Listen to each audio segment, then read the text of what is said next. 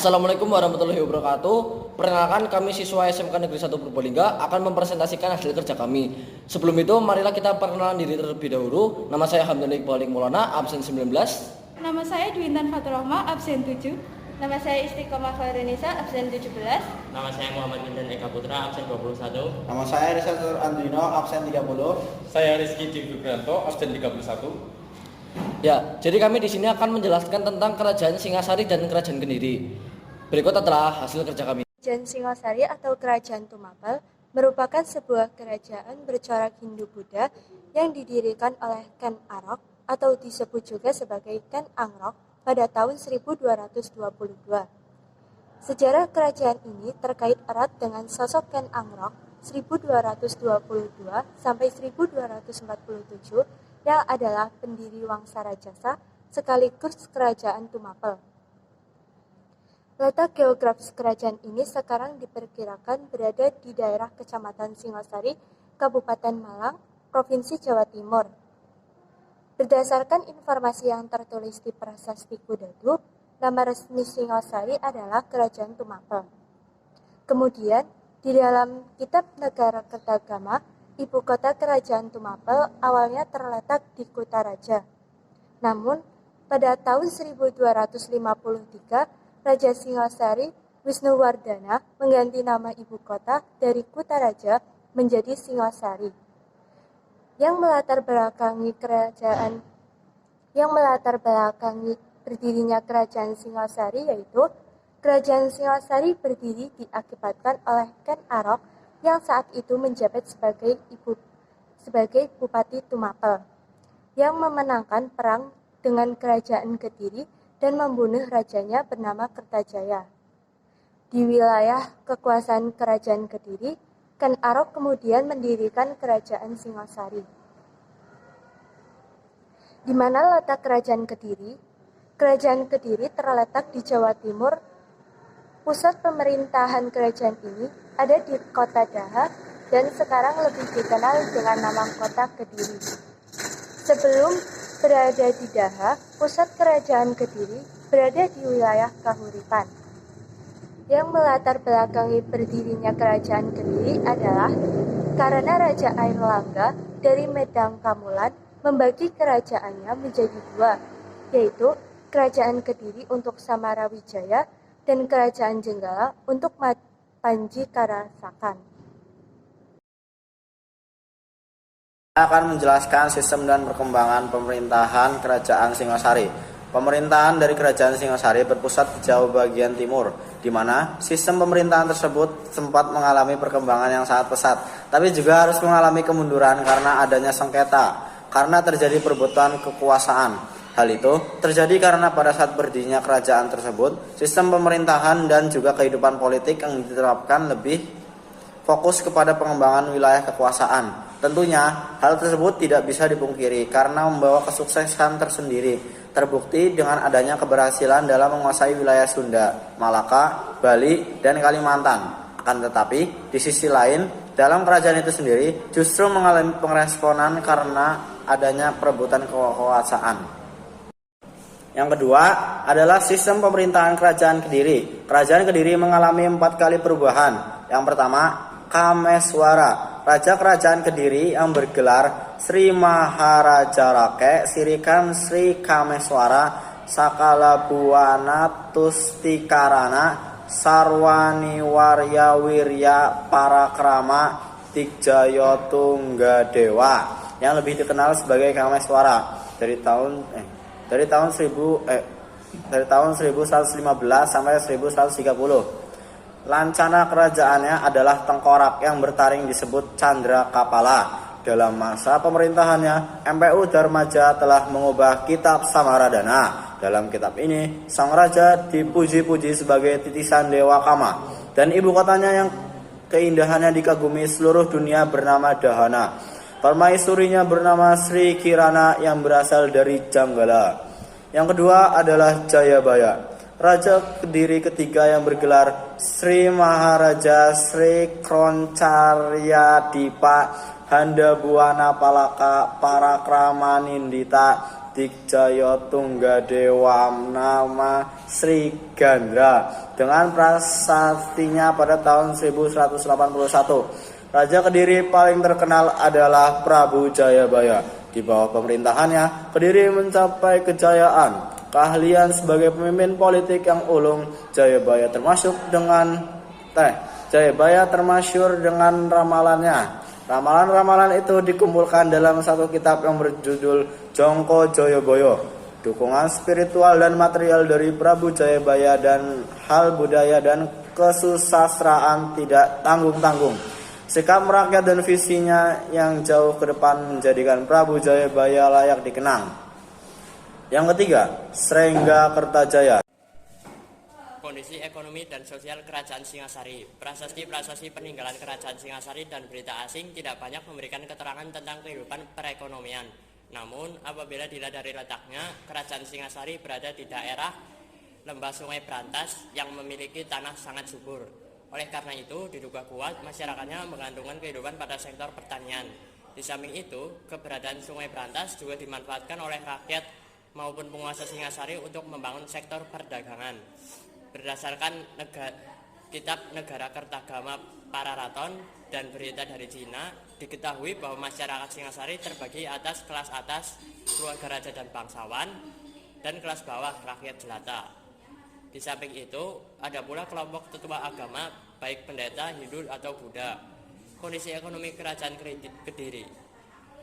Catatan para pedagang Cina yang mengumpulkan menjadi kronik-kronik kerajaan dengan jelas menyebutkan tentang kehidupan rakyat Kediri dalam bidang perekonomian seperti pertanian dan perdagangan. Untuk pertanian, rakyat Kerajaan Kediri ini banyak menghasilkan beras.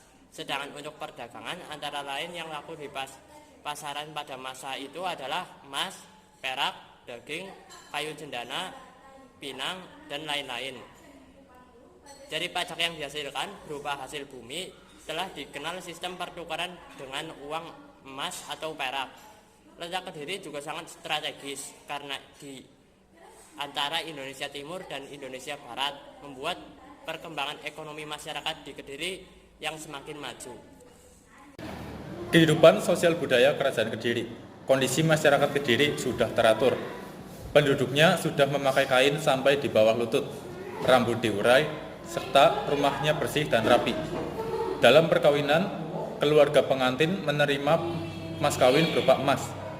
Orang-orang yang sakit memohon kesembuhan kepada dewa dan Buddha. Perhatian raja terhadap rakyatnya sangat tinggi. Hal ini dibuktikan pada kitab Lubdaka yang berisi tentang kehidupan sosial masyarakat pada saat itu. Tinggi rendahnya martabat seseorang bukan berdasarkan pangkat dan harta bendanya, tetapi berdasarkan moral dan tingkah lakunya. Raja juga sangat menghargai dan menghormati hak-hak rakyatnya. Akibatnya, rakyat dapat leluasa menjalankan aktivitas kehidupan sehari-hari. Pada zaman Kediri, karya sastra berkembang pesat. Banyak karya sastra yang dihasilkan.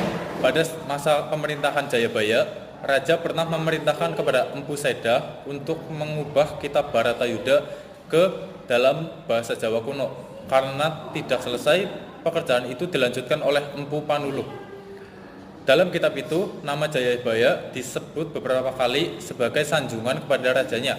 Kitab itu berangkat tahun dalam bentuk Cendra Sangkala, Sangakuda, Suda, Cadrama, 1079 Saka atau 1157 Masehi. Selain itu, Empu Panuluh juga menulis kitab Gatut Kacasraya dan Hariwangsa. Pada masa pemerintahan Kameswara juga ditulis karya sastra, antara lain sebagai berikut. Yang pertama, kitab Wertasanca yang berisi petunjuk tentang cara membuat syair yang baik. Kitab itu ditulis oleh Empu Tan Agung. Yang kedua, kitab Smaradahana berupa kakawin yang digubah oleh Empu Darmaja. Kitab itu berisi pujian kepada raja sebagai seorang titisan Dewa Kama. Kitab itu juga menyebutkan bahwa nama ibu kota kerajaannya adalah Dahana.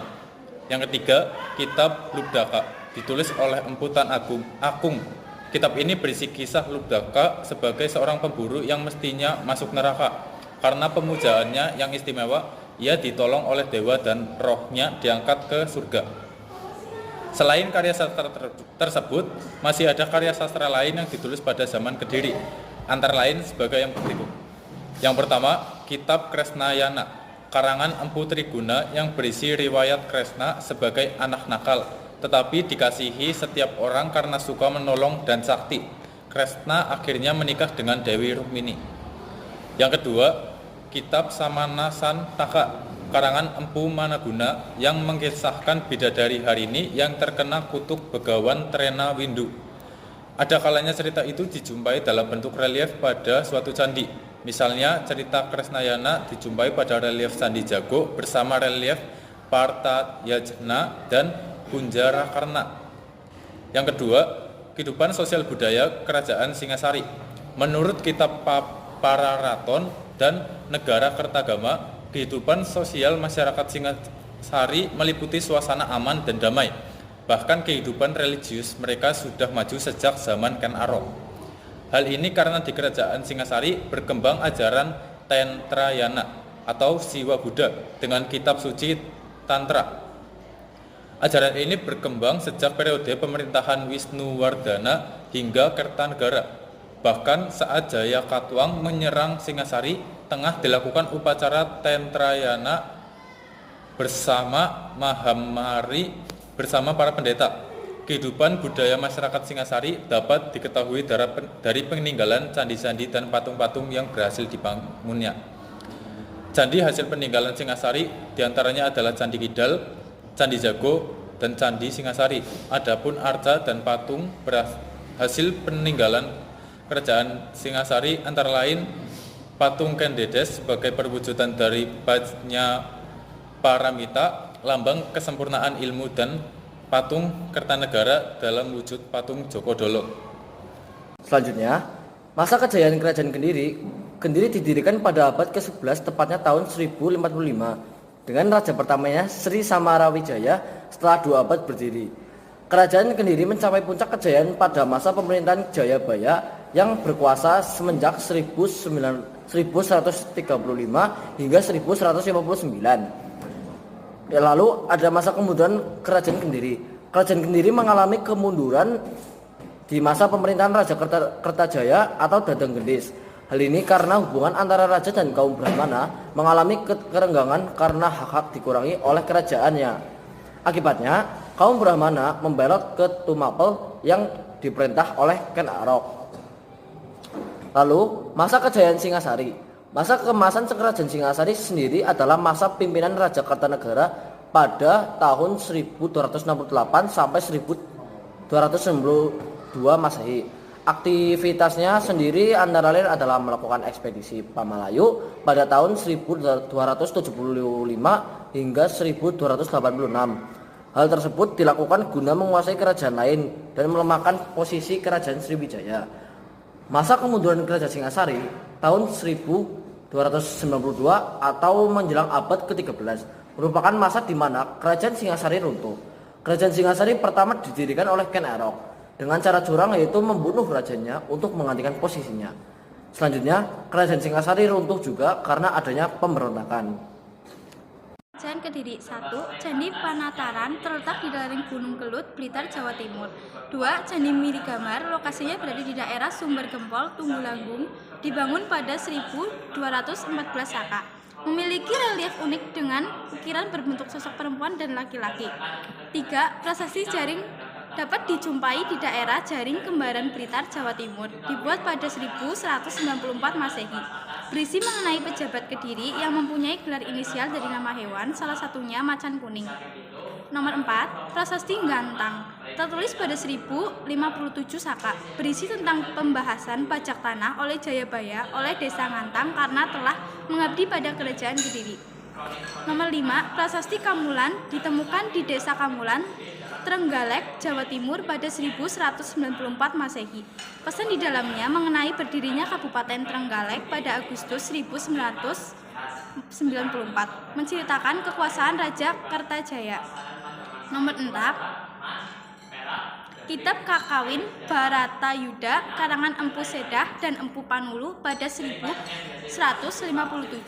Isi dari kitab menceritakan peperangan di antara kaum Kurawa dan Pandawa. Nomor 7, Kitab Kresnayana. Kitab Kresnayana dibuat pada masa pemerintahan Raja Jayaswara karya Empu Triguna. Isinya mengenai riwayat hidup Kresna, yaitu seorang anak dengan kekuatan super yang suka menolong. Nomor 8, Kitab Samaradana karya Empu Darmaja. Tertulis kisah sepasang suami istri yaitu Dewa Kama dan Dewi Ratih yang hilang misterius karena api yang keluar dari ketiga mata Dewa Siwa. Nomor 9, Kitab Arjuna Wiwaha karangan Empu Kanawa. Isinya tentang perkawinan Raja Airlangga bersama seorang putri dari kerajaan Sriwijaya. Kitab ditulis pada masa pemerintahan Prabu Airlangga di Jawa Timur. Nomor 10, Arja Buddha Vajrasattva, patung peninggalan kerajaan Kediri pada abad ke-10. Peninggalan kerajaan Singosari yang berupa prasasti arca dan candi. Prasasti peninggalan kerajaan Singosari. Nomor 1, Prasasti Singosari dibuat pada 1352 Masehi, ditemukan di Singosari, Malang. Sengaja ditulis untuk mengenang pembangunan candi pemakaman di bawah pimpinan Gajah Mada. Nomor 2, Prasasti Wurare ditulis dengan bahasa Sanskerta, isinya berupa penghormatan untuk Raja Kertanegara yang oleh keturunannya dianggap telah mencapai derajat jina atau Buddha Agung. Prasasti ini juga mengisahkan tentang area barat yang membelah tanah Jawa menjadi 2 kerajaan. Arca peninggalan kerajaan Singosari. Nomor 1, Arca Kendedes. Nomor 2, Arcan Dwarapala. Nomor 3, Arca Anuspati. Nomor 4, Arca Joko Dolok. Nomor 5, Arca Wisnu. Nomor 6, Arca Wardana. Candi-candi peninggalan kerajaan Singosari.